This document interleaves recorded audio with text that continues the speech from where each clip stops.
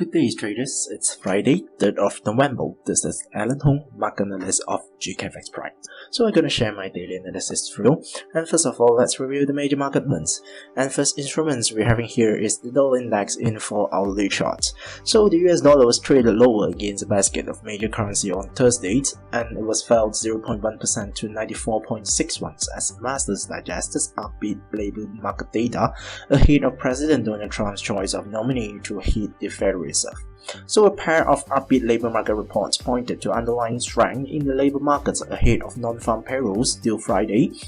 So overnight, the US Department of Labor reported that initial jobless claims was fell 5,000 to a seasonally adjusted 229,000 for the week ended October 28. So it is a steeper drop than economists had expected.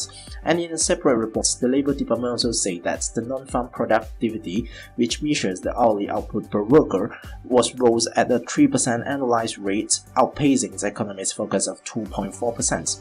So the better than expected reports on the labor markets follow a ADP report released Wednesday show private employers added 235,000 jobs in October, which filling the expectations for a bullish non-farm payrolls report due Fridays. So the data comes amid escalation that Donald Trump is set to nominate Federal Reserve Governor Jerome Powell to lead the Federal Reserve in early February.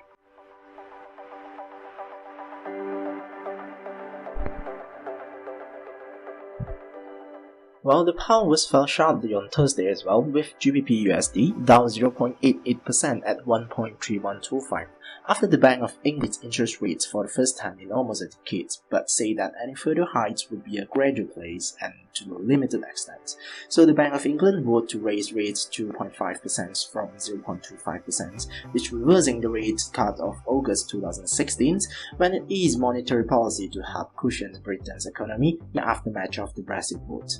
So the Monetary Policy Committee was split 7-2, with Deputy Governor Sir John Cunliffe and Sir Dave Ramsden both voting to leave borrowing costs unchanged. So the bank says it only expects interest rates to rise gradually over the next 3 years. And the meeting minutes said, the MPC now judged its efforts to tighten modestly the stance of monetary policy in order to return inflation sustainably to targets, and all members agree that any future increase in bank rate will be at a gradual pace and to a limited extent.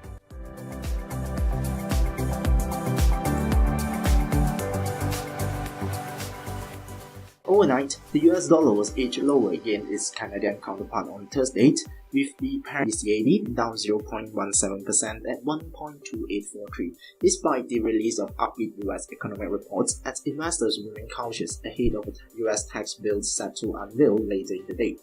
So data also showed that US worker productivity increased at its fastest pace in 3 years in the third quarter, but sentiment on the greenback remained vulnerable as US lawmakers were set to announce plans later Thursday for a measure that will seek up to $6 trillion in tax cuts over 10 years. Also Thursday, US President Donald Trump was expected to nominate Federal Reserve Governor Jerome Powell, seen as less hawkish than other candidates, as the next chair of the US Central Bank. So at the conclusions of its policy meeting on Wednesday, the Federal Reserve left interest rates unchanged as expected, but further added to expectations for a December rate hike by highlighting solid economic growth and a strengthening labor market.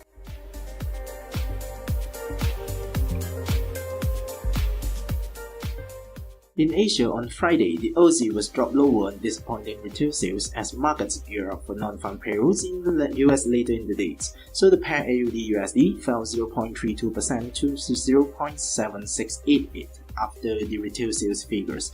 In Australia, retail sales for September came in flat compared to a 0.4% gain since, while that gained 0.1% for the third quarter, widely missing a 1.2% rise expected.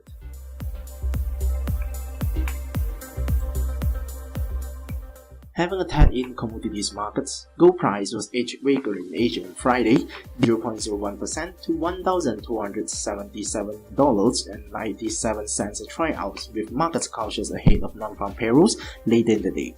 So overnight gold prices were roughly unchanged on Thursday and it was supported by dollar weakness as investors look ahead to President Donald Trump's choice of nominee to head the Federal Reserve. So gold prices remain on track to snap a 2-week losing streak amid dollar weakness despite upbeat labor market data, lifting expectations for a bullish non-farm payrolls report due Friday.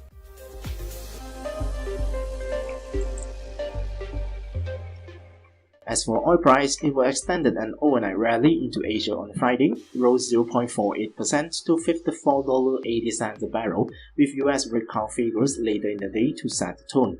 So crude oil prices settled higher on Thursday as ongoing OPEC and non-OPEC output cuts fueled expectation that global oil market rebalancing was underway.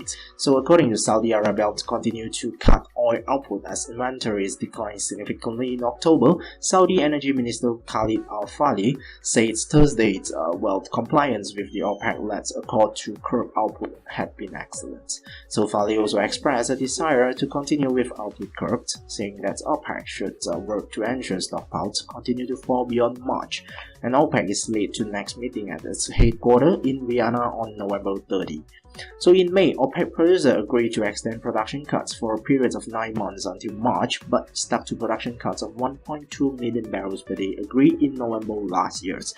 Russians remain in compliance with oil output cuts despite increasing output to 10.93 million barrels per day in October from 10.91 million barrels per day in September, and this is according to official data show Thursday.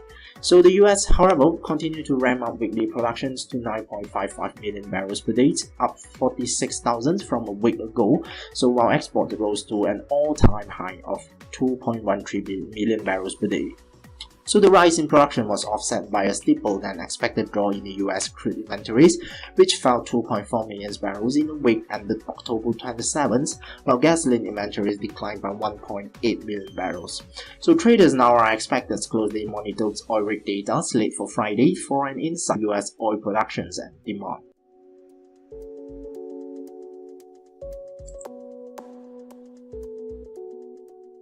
And now we're going to review the highlighted economic data that released on Thursday, as well as today focused economic data and events.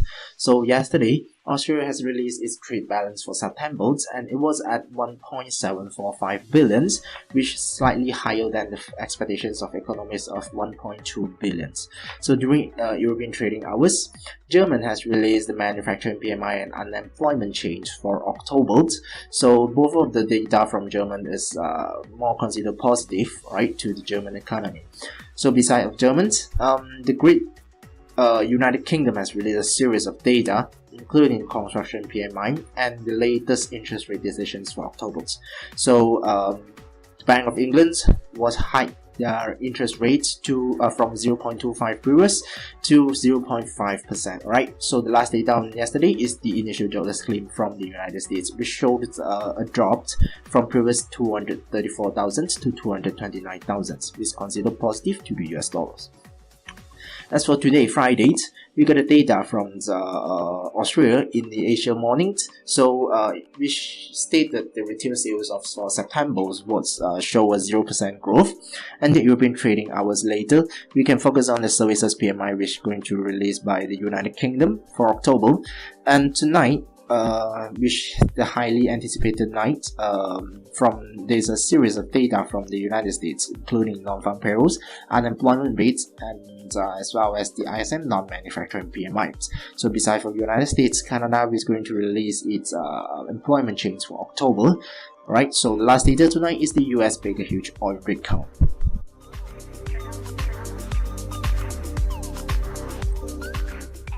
So now it's technical analysis sessions. First instruments referring to Great British Pound against the US dollar pair in 4-hourly charts. So the pound was fell sharply on Thursday after the Bank of England raised interest rates for the first time in almost a decade. So the pair was fell to the level near to its previous low at 1.304 and remained in downtrend structures. This closing below 1.02 will suggesting for continuations of downtrend and could fall further towards the next support level at 1.297. And on the upsides, the first resistance level comes in at 1.317.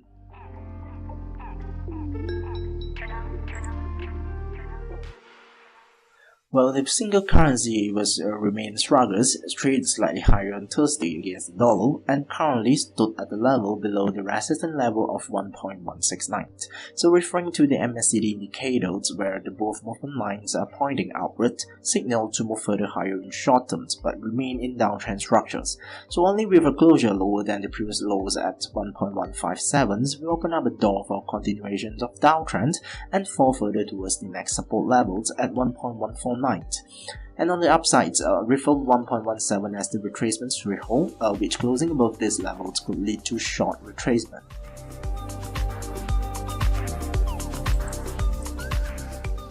In Asia on Friday, the dollar remained traded at the high territory against the Japanese yen, with the pair USD JPY stood at a level just a tad below the previous high of 114.4. So it has remained the uptrend structure with the both moving average line in 4-hourly charts continue pointing upwards.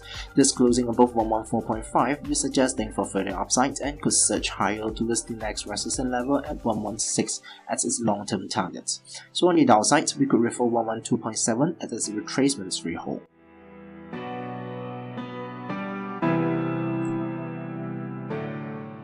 As for commodities, gold price was edged weaker in Asia on a Friday, with markets cautious ahead of non-farm payrolls later in the day. So looking into 4-hourly charts, the precious metal traded lower after rejected from the resistance level of $1,283. So signals to remain its downtrend structures, but only with a closure below $1,260 of previous low will open up a door for continuations of downtrends and fall further towards the next support level at $1,237. So on the upside, the nearest resistance level still refer to $1,283.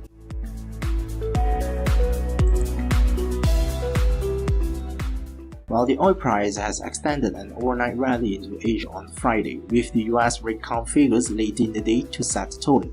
So the US West Texas Intermediate crude price is remaining traded in an uptrend, with the both moving average line in 4-hourly charts continue expanding upwards.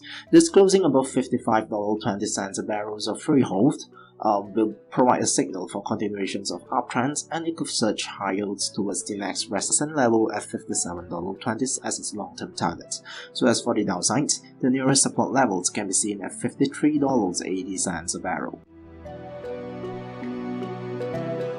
That's all for my analysis to date. Please don't forget to subscribe to our YouTube channel by clicking the GKFXPrime logo on the screens in order to follow our updated analysis and education video. Thank you for watching. GKFX, your global trading partner.